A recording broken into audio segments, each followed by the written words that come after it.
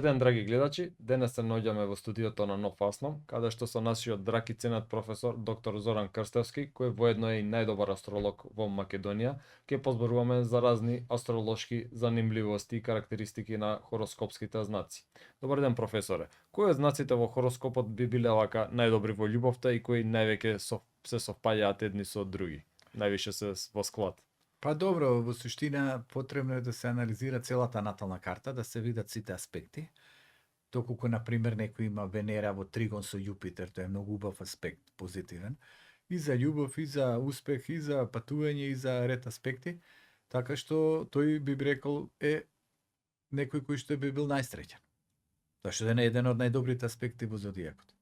Некој што има Венера со Марс, секстил или тригон, исто така има голема страст, голема привлечност. Така што тоа зависи делумно од наталната карта, или пак кои планети се присутни во полињето на љубовта.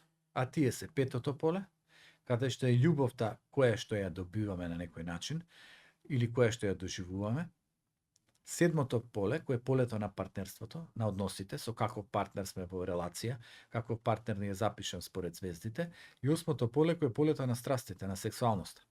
Каква сексуална енергија имаме, што може да очекуваме на тој план и така натака. Значи, овие три полиња, ако се комплементарни, поврзани со добри планети, со добра поставеност, тој од старт има добри предиспозиции за уживање, за задоволство во љубовта.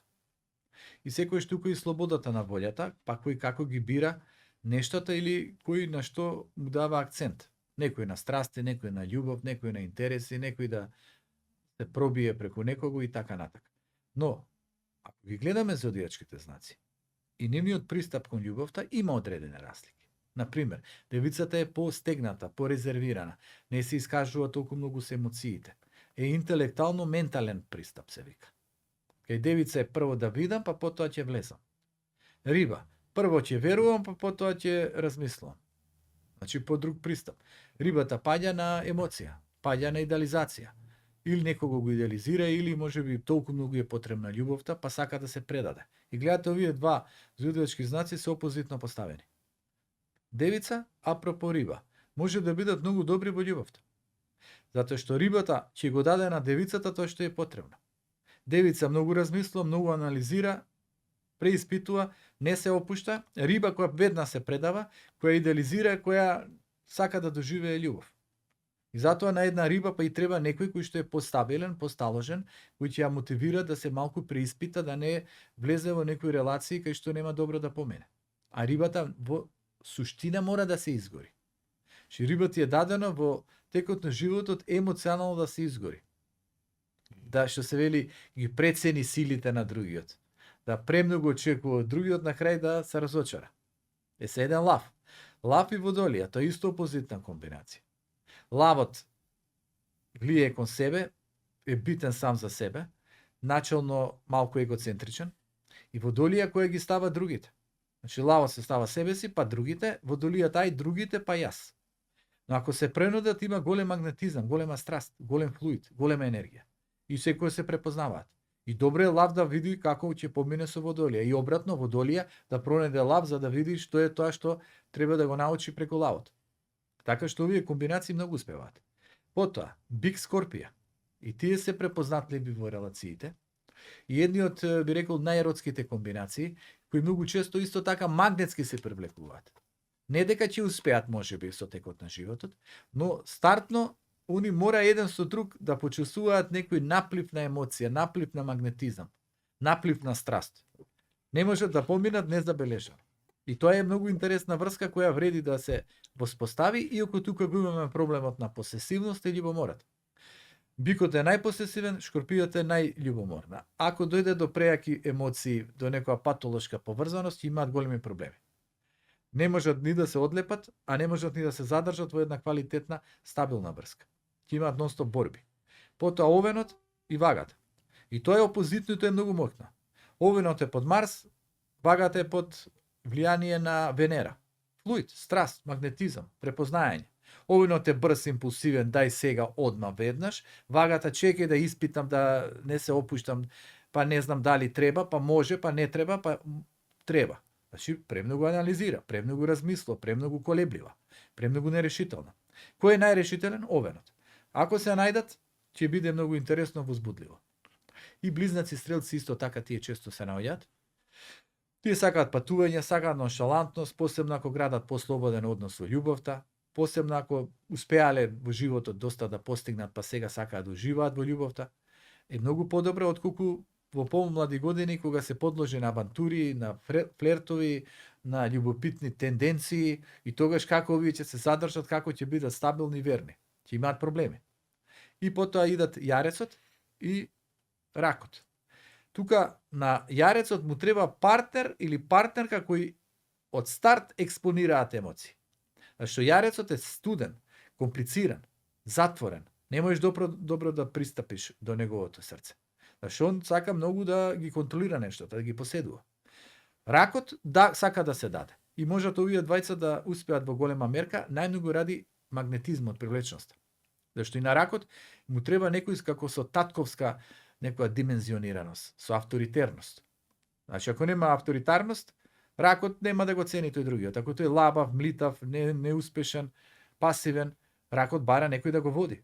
Иако некој ќе рече, ама ракот сака и сигурност, сака и топлина, сака дом, сака семејство. Ама тој размислува некој што е соодветен за децата на ракот, некој кој што ќе направи подобри предиспозиции.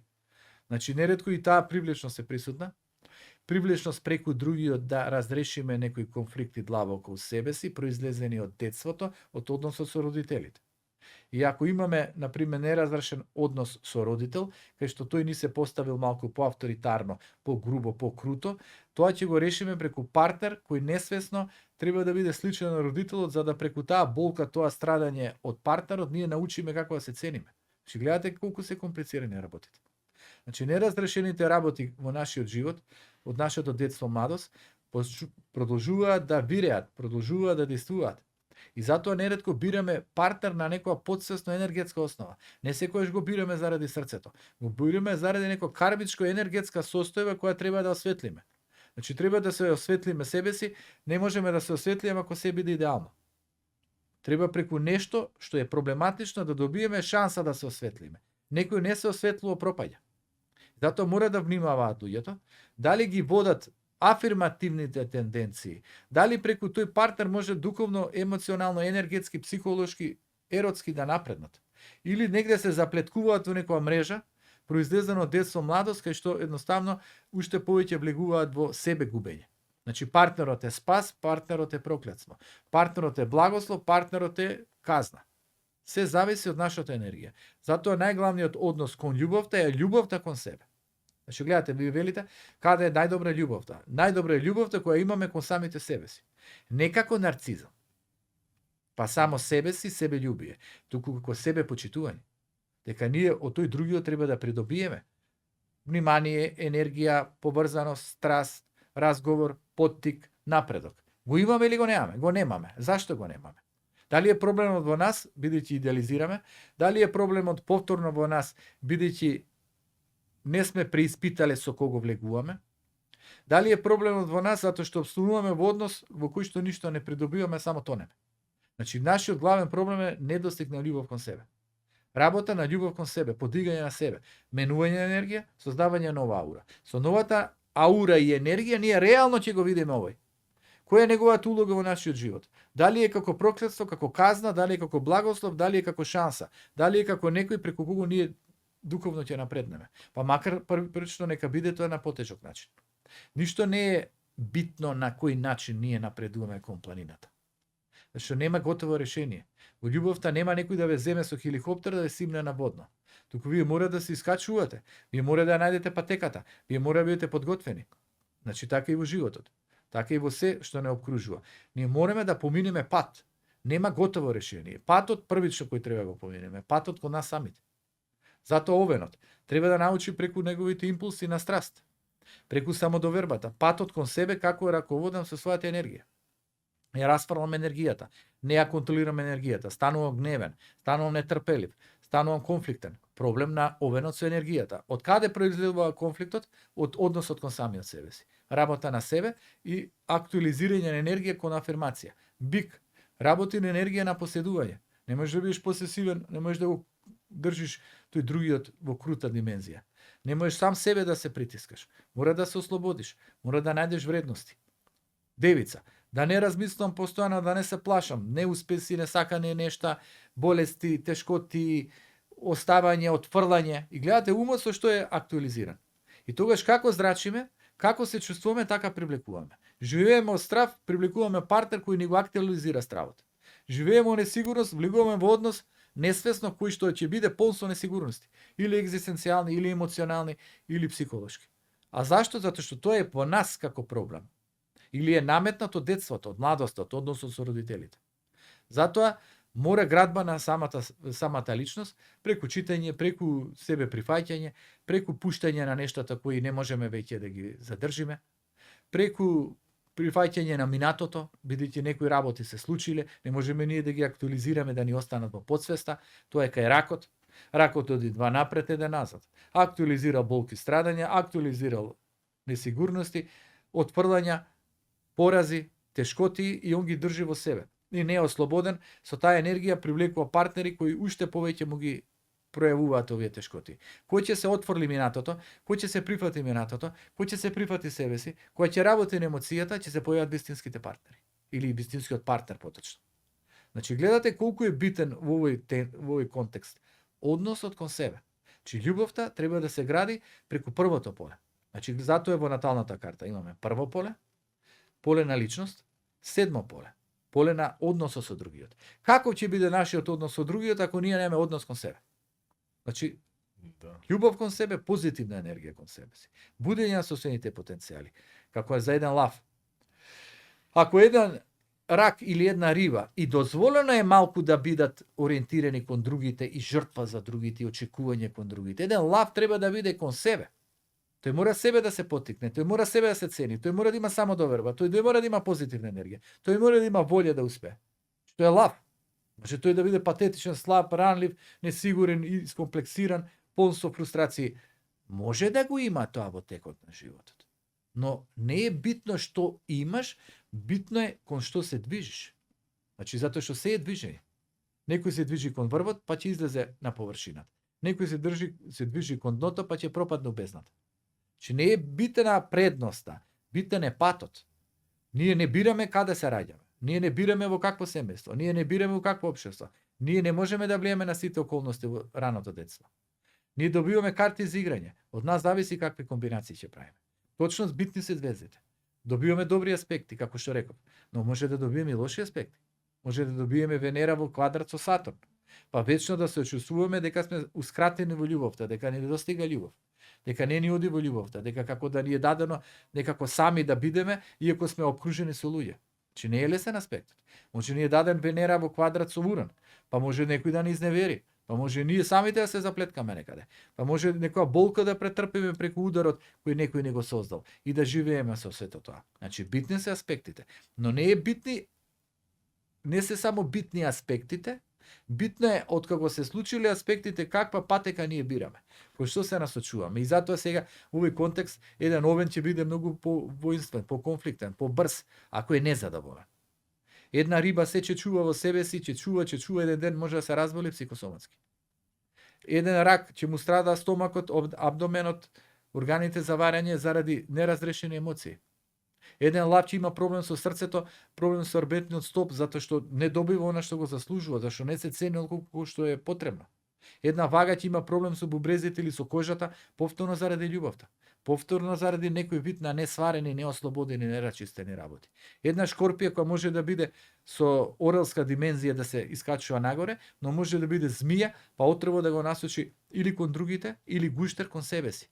Па да влезе у конфликт со себе си, па да стане негативна, па така да зрачи, па да биде тешка за односите со луѓето, или заради лошите луѓе околу себе, лошите љубовни врски, цела токсичност да ја насочи кон себе и никого да помрдне од местото. Зашто гледате, енергијата може да биде позитивна, може да биде негативна. Енергијата може да оди за создавање, може да оди кон уривање, кон уништување. Ние управуваме со енергијата, ние управуваме со нашата мисла, ние управуваме со нашата емоција. Многу е битно нашата мисла, нашата емоција, нашата енергија кон што е насочена. Точно потребни се другите за да се надополни. И затоа како знак добиваме од некого добра енергија, како знак добиваме некогаш подобра судбина, но како знак добиваме карти за играње од кои зависи како и ние понатаму ќе пристапиме кон нештото. Затоа најбитниот аспект во овој контекст е љубов кон себе, почитување на своите вредности, препознавање на она што го носиме како зодијачки знак. Еден близнак мора да препознае дека во животот треба да е интересно, возбудливо, активно, не затворено, не тмурно, не мрачно, не комплицирано, не некој кој што нема да му даде шанса овој близнаков било што да погледа. И вие влезете у љубов со крут партнер, конзервативен, незадоволен, фрустриран, а вие сте близнак. Ќе имате проблеми. И би влие на психиката. Затоа нека биде зодијачкиот знак како мерило, но целата натална карта многу повеќе кажува, затоа постои синастрија. Значи постои композит хороскоп. Композит хороскоп вие кога вашиот партнер и вие создавате еден заеднички хороскоп. Тој е германски систем. Туку Македонија не го работат, бидејќи треба да го проучат. Тој композит хороскоп дава основа на вашиот партнерски живот. И вие може да имате некој друг подзнак, некој друг знак. Например, вие родени во знакот на Девица, Да. партнерот роден во знакот на Шкорпија, вие имате заеднички хороскоп како да сте Вага. Вашиот љубовен однос е од знакот Вага, бидејќи лјата се дели. Девица, Шкорпија измеѓу Вага. И се ред другите планети исто се прави. Тоа е композит. А синастрија, тоа е вие вашите планетарни позиции во корелација со планетарните позиции на партнерот. И може да се случи партнерот да има, да речеме, Марс во Стрелец, а вие да бидете подзнак Стрелец. Тогаш партнерот е како атентатор врз вашиот живот. Ќе има пресек, ќе има тензија, ќе има конфликт, ќе има борба, но ќе има и страст. Зашто тој со неговиот Марс паѓа на вашата личност. Но тој ако има Венера во Стрелец, а вие сте подзнак Стрелец, тогаш тој ви носи љубов, страст, флуид, привлечност, енергија. Или пак, некој има Сатурн во Шкорпија, а вие сте подзнак Шкорпија. Тој со неговиот Сатурн доаѓа на вашата личност и вие ја носите жената. И ќе биде комплицирано. Или некдека проблем, репродуктивни проблематики, или некаде семејно, фамилиарни проблематики, или некаде финансиски, или нешто треба да научите заедно, или некаде нема да биде така едноставно. Значи, гледате, според бениот синастрија хороскоп колку кажува. Плюс планетарните позиции. И сето тоа укажува дека љубовта, ако анализираме од наталната астрологија, имаме многу што да приложиме. Ете, јас цела е таму еден текстови имам напишано во оваа книга астролошки записи за синастрија за љубовна астрологија. Значи во таа книга и тоа превладува. Партнеровите позиции со вашите позиции и аспектите. Например, Овен, Водолија многу добро си одговарат. Имаат флуид, имаат привлечност, имаат нешто кое треба да го развиваат. Двајцата се хазардерски, имаат енергија, имаат флуид. Лав и Вага е една од најдобрите комбинации.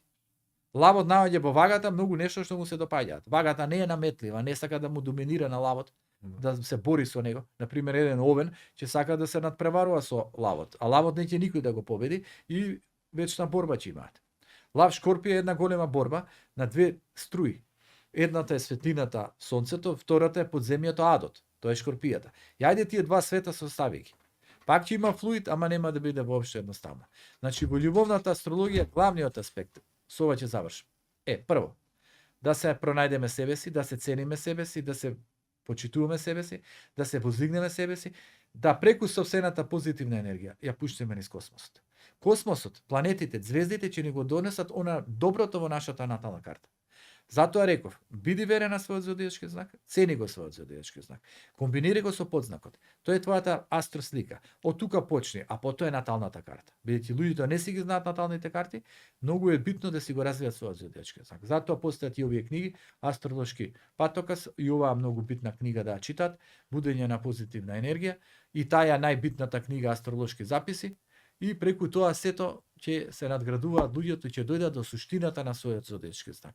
Вистински ќе го реализираат и ќе не мораат да учат болни, тешки лекции преку нивните релации со другите. Благодарам, професоре. Ви благодарам и на вас, драги гледачи, за вашето внимание. Тоа беше емисијата Астролошки занимливости. И за крај ќе ве замолам стиснете лайк, subscribe и споделете го видеото. Ви благодарам.